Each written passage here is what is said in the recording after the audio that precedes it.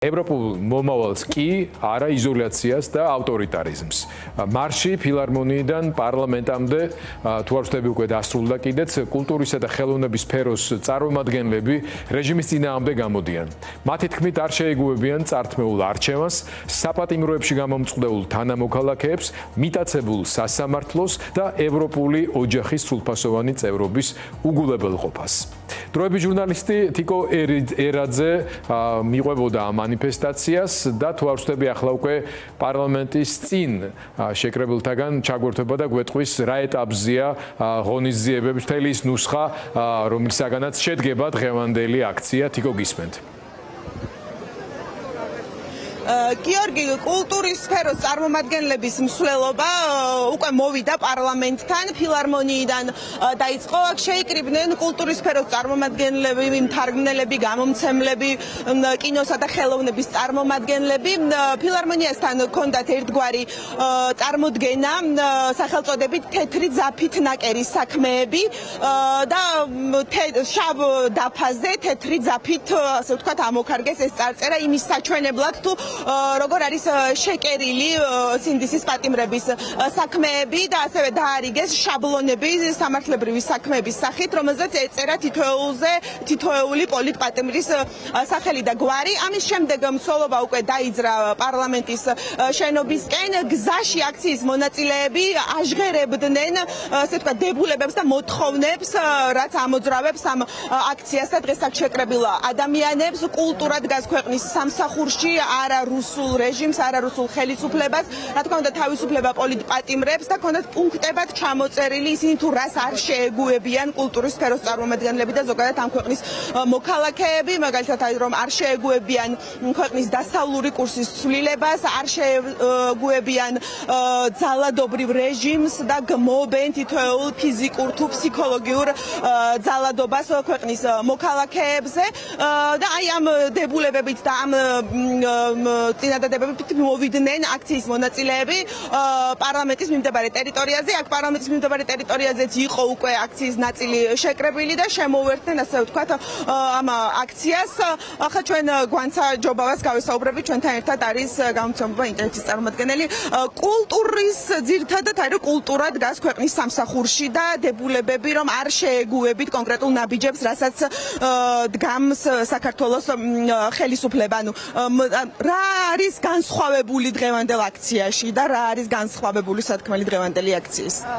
დღეს არის პროტესტის 242 დღე. ჩვენი მთავარი სათქმელი არის ის, რა თქმა უნდა, რომ კულტურა არის ისეთი ერთიანი, როგორც არასდროს და აი ამ დღეების განმავლობაში ჩვენ უფრო გავძლიერდით და უფრო ვაძლიერებთ ერთმანეთს და ჩვენს როლს და ჩვენს ადგილს ვხედავთ, რა თქმა უნდა, ბრძოლის ველზე, იქ სადაც ყოველდღიურად ადამიანები იკრიბებიან და ჩვენ გვინდოდა რომ დღევანდელი შეკრებით ჯერ ერთი რომ კიდევ ერთხელ შეგვახსენებინა საზოგადოებისთვის რომ ეს ბრძოლა გრძელდება მიუხედავად იმისა რომ რთულია ხანგრძლივია. ჩვენ ხედავთ რომ ყოველდღიურად სხვადასხვანაირი პროცესი მათ შორის რეჟიმის წრეებში მიმდინარეობს და ეს არ არის შემთხვევითი მოვლენა რომ ერთმანეთის ჭამაზე გადავიდა იქ ხალხი, იმიტომ რომ ეს პროტესტი არის ძლიერი, ამ პროტესტს აქვს ძალიან დიდი მნიშვნელობა და ჩვენ საზოგადოებისთვის ასევე გვინდოდა შეგვახსენებინა ეხლა როდესაც საფხულია და ყველას რაღაცნაირად გული ალბათ დასვენებისკენ მიუწევს, შეგვეხსენებინა რომ ჩვენ ყავს რეჟიმის პატიმრები, რომლებიც რჩებიან უმძიმეს პირობებში.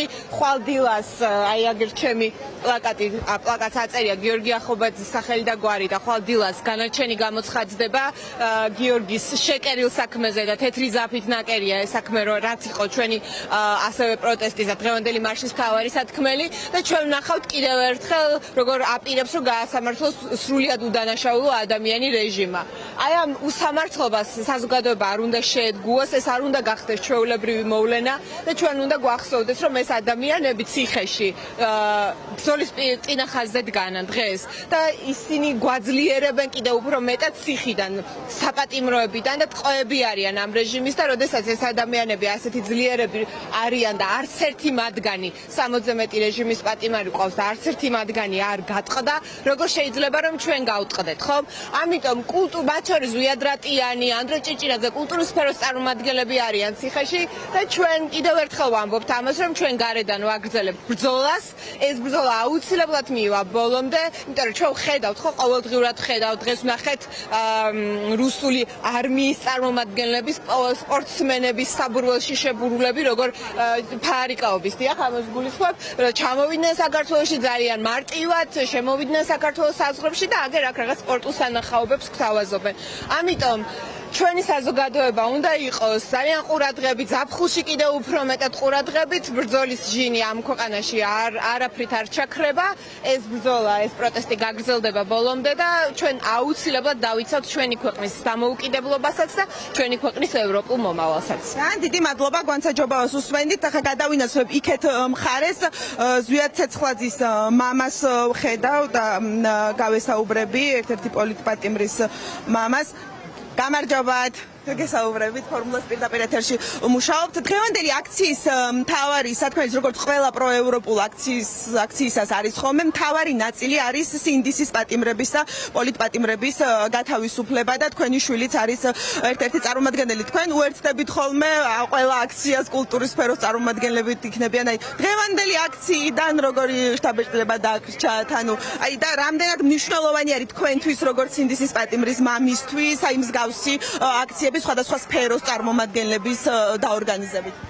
მოგახსენებთ, მთავარი ის არის, რომ პატიმრებისათვის ძალიან მნიშვნელოვანია ხალხმრავალი აქციები და საზოგადოების სხვადასხვა ფენების მიერ ორგანიზებული აქციები. დღეს ძალიან შთამბეჭდავი იყო ის, რაც გააკეთეს კულტურისა და ხელოვნების მუშაკთა წარმომადგენლებმა. ძალიან ორიგინალური იყო ის დაფა, სადაც თეთრი ძაფით შეკერილი საქმეები ზუსტად ასახავს დღევანდელ რეალობას, რაც დღეს საქართველოს სასამართლოებში მიმდინარეობს. აბსოლუტურად ყველა საქმე, რაც თუ წარმოებულია საქალაქო სასამართლოებში პოლიტიკური პატიმრების, სინდისის პატიმრების მიმართ, აბსოლუტურად ყველა მართლაც თეთრი ძაფით არის შეკერილი, შეთითხნილი საქმეებია, მოგონილი ბრალდებებია, არც ერთი ხელშესახები და მნიშვნელოვანი მტკიცებულებები არ არის არც ერთ საქმეებზე, უამრავი გაყალბებული ფაქტია, ცრუ მოწმეებზე დაყრდნობილი რაღაც მეასე ხარისხოვანი მტკიცებულებები არის წარმოდგენილი.